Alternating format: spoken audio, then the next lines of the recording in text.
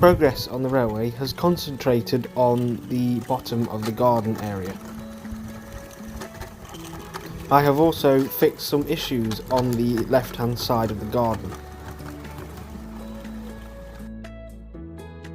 The highlighted area of the railway is where most of the work has been concentrated.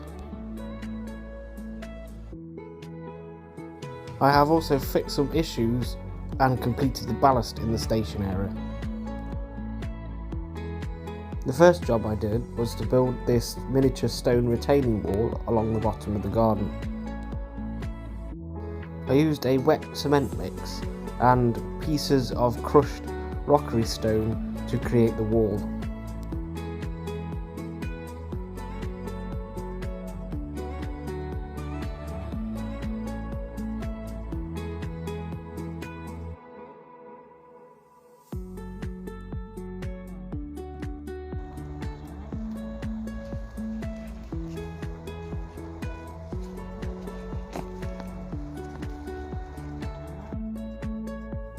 The next job was to fill in this gap in the back retaining wall.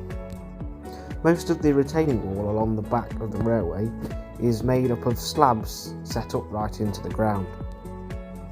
There wasn't enough space to fit that into this gap, so I decided to build a small brick wall. This photo shows the foundations for this wall. I forgot to take any photos of the process of building the wall. This photo shows the completed landscaping of that area. You can see the top of the brick wall to the right of that area. The question of what to do with this area has bugged me for a while, but now I think I have come up with something that has worked quite well.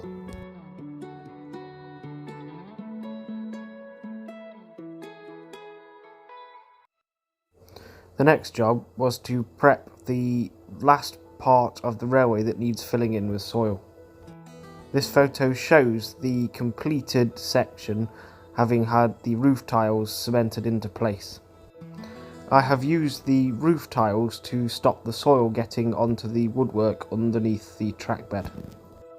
Having had other sections of the railway have issues with the tiles sinking, I have cemented these ones into place. This photo shows the method of construction for this. I have lined the bottom of this section with broken roof tile and then cemented the upright tiles into place. I also dug out and replaced some of the tiles along the front as they had sunk.